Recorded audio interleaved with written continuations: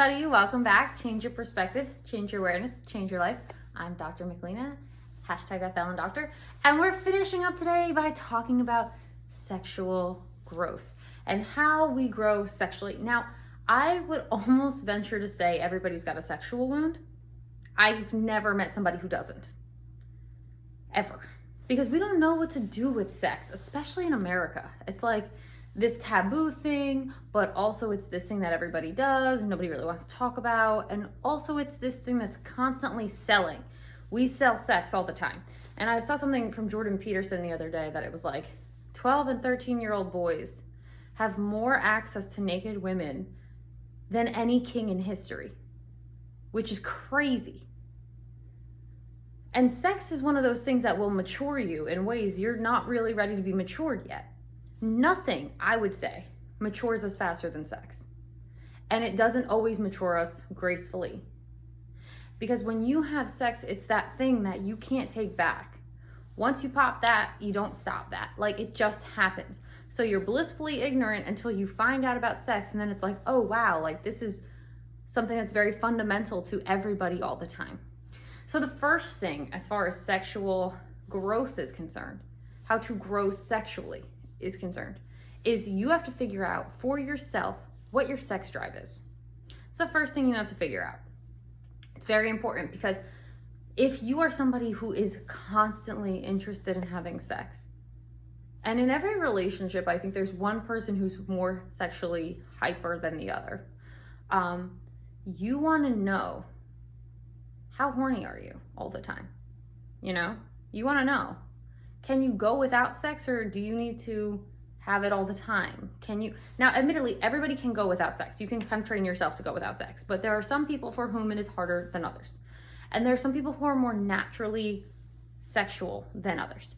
And so, and that is not to say sexualized, because women always get sexualized, right? Any attractive person is going to be sexualized. I mean, from within, from yourself, do you like sex or don't you? And in what ways, shapes, and forms? Are you good with like having sex once in a month? Are you somebody who's like, I need to have sex like once a day? Are you somebody who's like, I need to have sex like 3 times a day? That's what you need to figure out for yourself first. If you want to grow sexually, you need to figure out what you, and by sex, I don't mean the actual act of coitus or intercourse. I mean sexual activity. You know, sex is so much more than just physical penetration. So like, do you need to be stimulated sexually once a day, twice a day, 3 times a day, once a week, once a month, once a year? For yourself, figure that out for yourself, without a partner, without an anybody. Okay, it's super important for you to grow sexually. Because if you're somebody who needs a lot of sex and your needs aren't being met in your relationship there, the odds are that need's gonna have to get met somewhere, somehow, some way, shape, or form. This happens a lot with men and women. Not always, but a lot of times men need more sex than women do. Now that's not always the case, but often that is the case. And so a man who has a high sex drive will marry a woman who has a low sex drive, and it's like, we're incompatible sexually. Now, I believe it is the person's responsibility to entice the other person to have sex, but you know, that's partnership and that's its whole other game we won't get into. For you to grow sexually by yourself, you need to know yourself sexually. And by that I mean how often you want it. The other thing you have to know about yourself is where your past sexual experiences have helped and harmed you. You want to analyze your sexual experiences, because every time we have sex with somebody, it is an energetic exchange. So the more people you have had sex with, the more energy you're leaking. Think and Grow Rich by Napoleon Hill, chapter 13, talks about transmuting sexual energy. Sexual energy is one of the most powerful energies that we have in the universe. It's our creative energy source. Now, if you have had sex, let's say you've had sex with 100 people, that means you have energetically exchanged with 100 people, and you have now created ties with 100 people. And so you want to be very mindful of where you're creating those ties. And so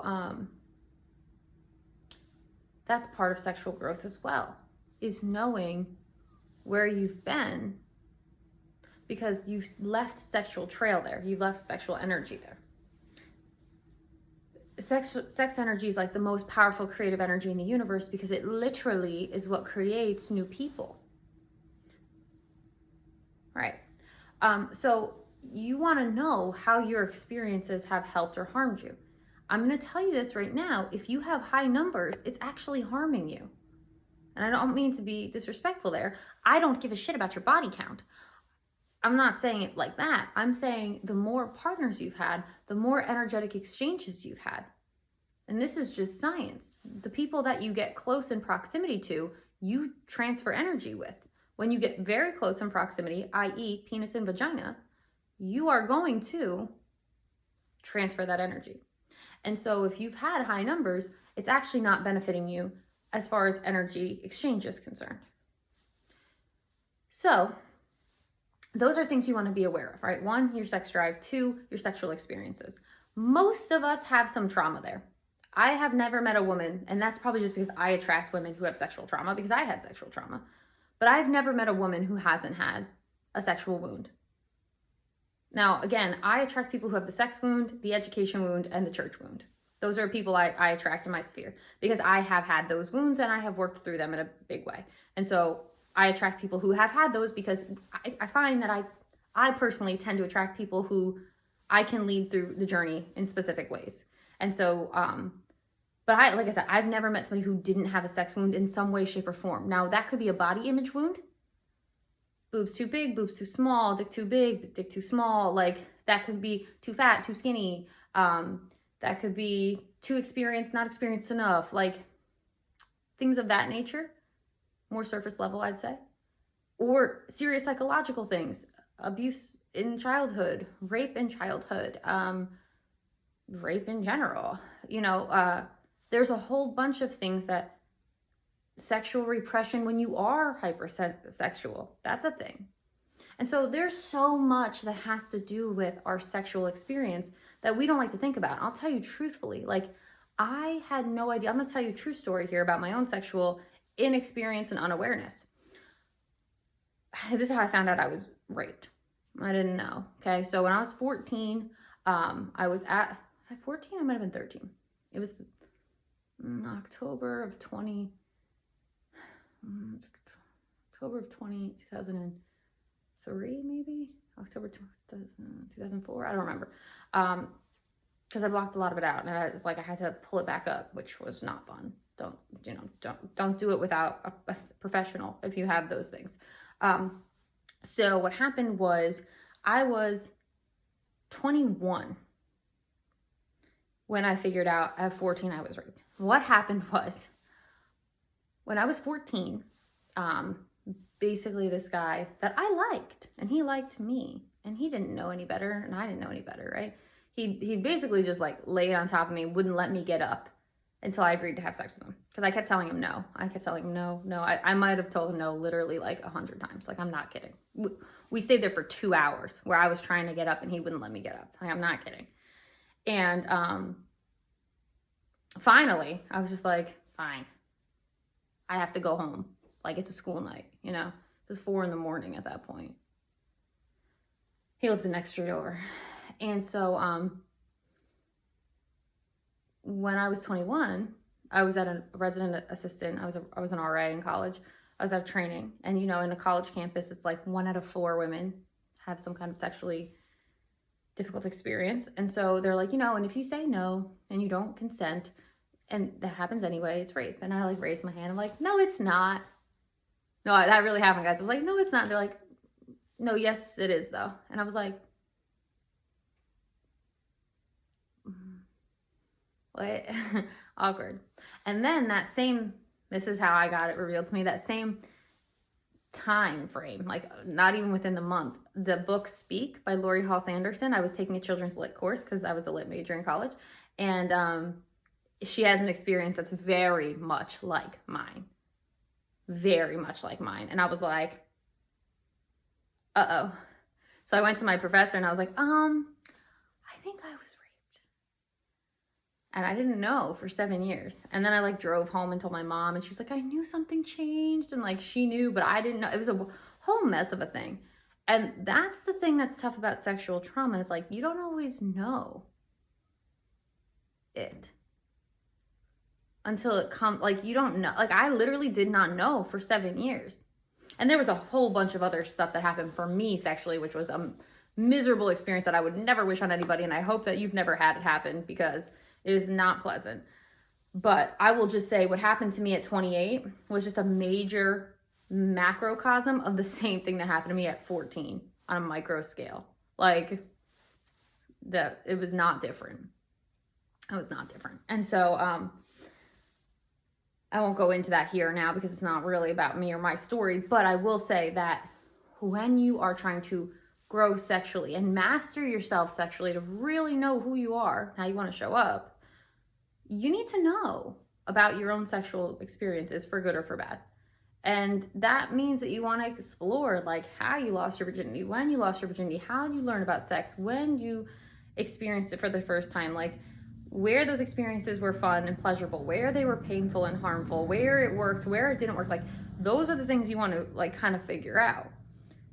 And it can take some time, you know? So I would say, when you're trying to start the process of getting into your sexual growth, those are the things you have to know about you to start. And of course, everything, there's more depth here. We could go deeper, we could go deeper, we could go deeper. But